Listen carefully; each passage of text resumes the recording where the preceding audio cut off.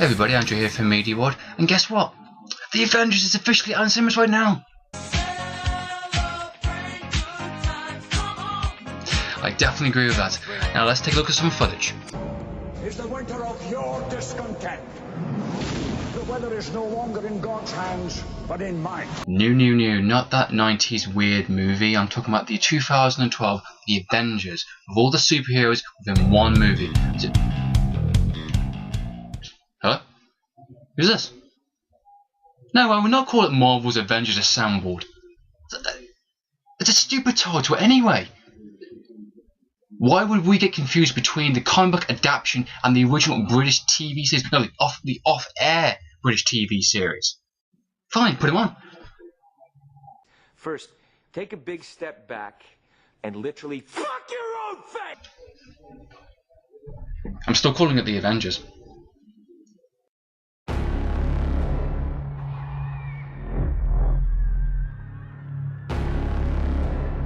War has started.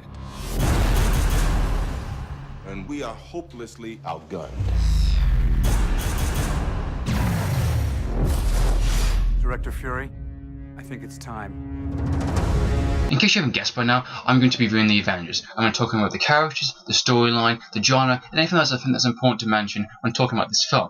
And in case you're wondering, yes, I want to speak my movies, and I am a Marvel fan. So the storyline is about a global threat done by the hands of Loki and his unknown army.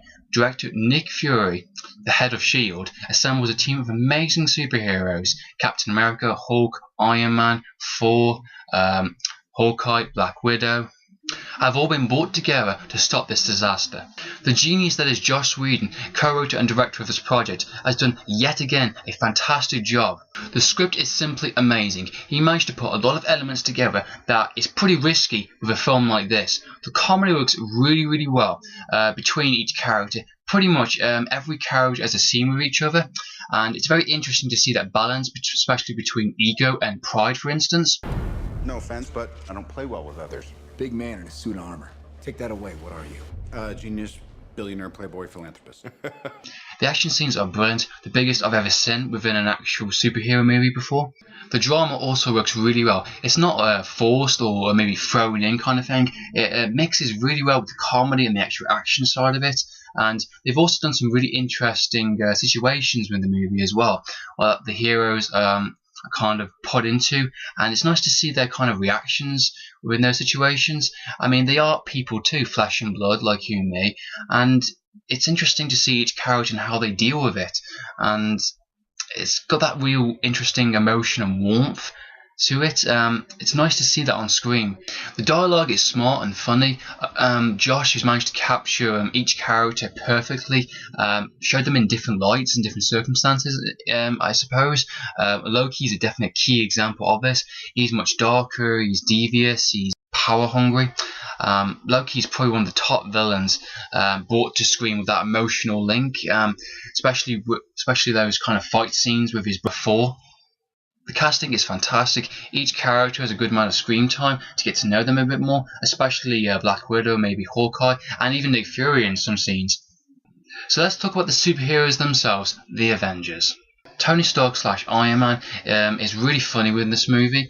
Robert Downey Jr. did yet again another great performance as the character.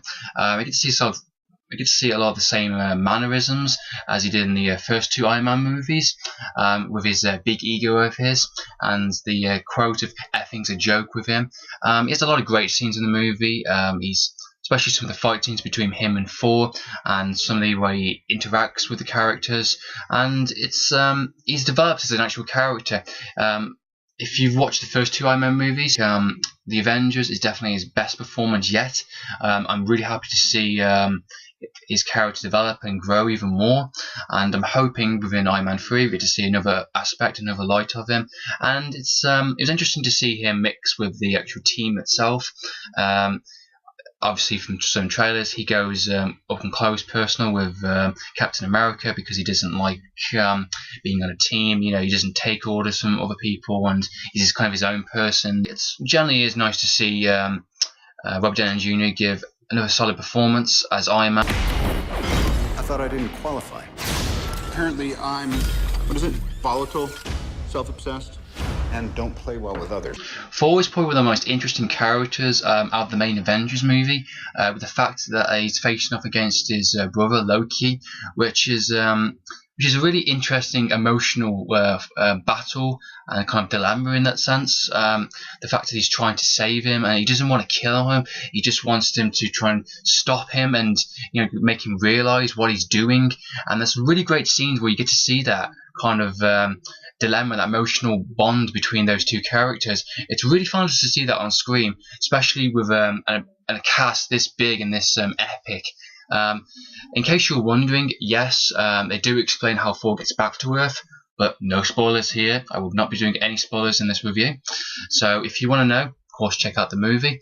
I think Thor, as expanded as a character, I think his performance is better than it was in Thor. So yeah, definitely thumbs up here. I think they need a timeout.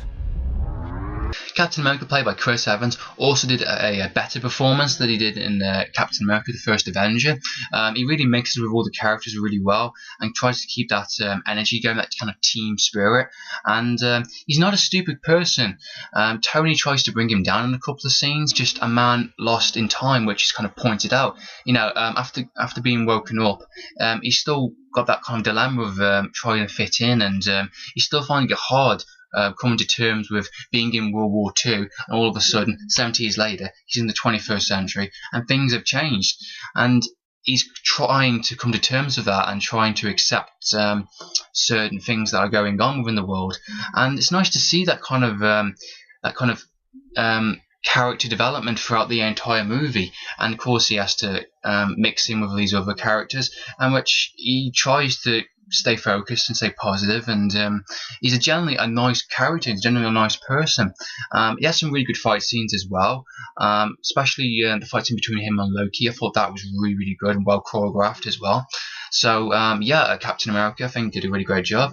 Nice to see him in this movie, and I'm hoping to see him again in the next one he does.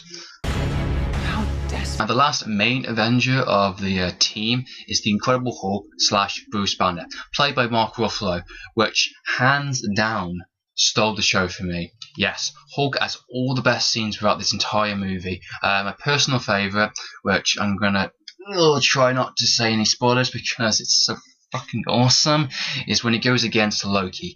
That is such a fantastic scene.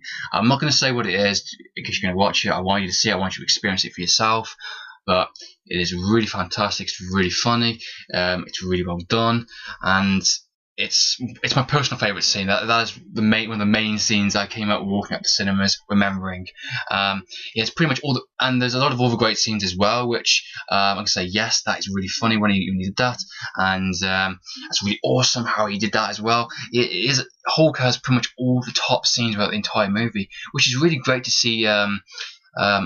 Hulk developed as an actual character within the other movies. He's always been like out of control or kind of rage or not, just kind of just destroying everything. In this one, he's kind of more focused, and it's a bit more control, and it's a bit more. In case you're wondering, yes, he does speak. When he does, you're going to really love it, trust me. It's probably one of the best lines of the movie. It's just really funny how he said it, and yeah, you're going to love it. He has some really great scenes, really great lines in the movie. Now, Mark Ruffalo did a really amazing job with the actual character as Hulk and Bruce Banner. Now, a lot of people didn't want to see him and wanted Edward Norton back, which, to be honest, I wanted Edward Norton back. I thought he was really fantastic within the Incredible Hulk. But to be honest, Mark did a really interesting, quite a different take on the characters, and it really worked. It was a bit more of a sciencey, a bit more of an intelligent side. It showed a different kind of aspect of the character, which really worked really well. It's a bit more like the kind of the original TV series and how he was back then. So yeah, Mark Ruffalo, absolutely fantastic. He's a really fantastic actor anyway. I knew him way before I did this movie, and yeah, top job. Considering a lot of people give him a lot of stick for it, I think Mark Ruffalo pulled it off beautifully. Doctor, I need you to come in. What if I say no? I'll persuade you. overall, the cast did a really fantastic job and keeping the characters and delivering a really fantastic performance. Black Widow, Scarlett Johansson, really kicked ass in this movie. She definitely deserved a place within the actual movie. Hawkeye also was fantastic. Nick Fury was great. Agent Coulson. All the cast was brilliant. Well acted, well scripted, pretty funny in a lot of scenes as well. Really great action scenes also. And it managed to pull off this big team epic scale with all these major characters are in it. It worked really well. Joss Whedon managed to kick it out of the park, definitely, which other movies have tried and failed. The Extraordinary Gentleman. Yeah, I watched this movie in 2D showing, which I was really happy that I did because I don't have to put it up with stupid 3D glasses.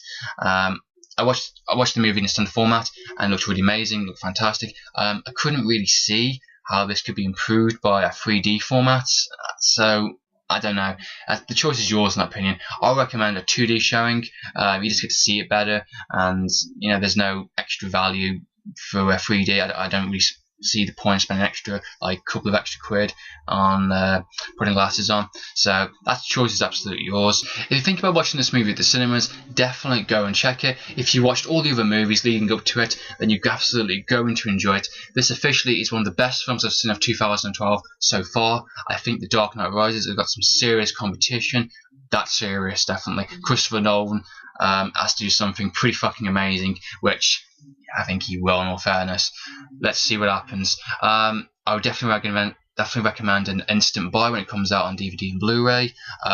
Fuck renting, just go out and buy it when it comes out. It also works as a standalone movie as well. So if you have not seen any of the other movies and you just go and tag along with friends, you still really will enjoy this movie. The mates I went with, one of them didn't actually see any of the other movies and actually turned out really enjoying it, getting a lot of the jokes, getting a lot of the humour, and it works that well. Joss Whedon has managed to do that kind of formula in this movie. So yeah, really fantastic. That give this movie the highest marks possible. If I had to mark it any other way, it'd be 5 out of 5, which I don't like to rate films, but that is seriously 5 out of 5, A+, whatever you want to call it. Just go and watch this movie, you will not be disappointed. So this has been the Avengers review. I hope you enjoy watching. Now, if you excuse me, I have some Marvel Hornet DVDs to watch. That's right, Alex, they finally came. This is Andrew recommending you with some quality entertainment.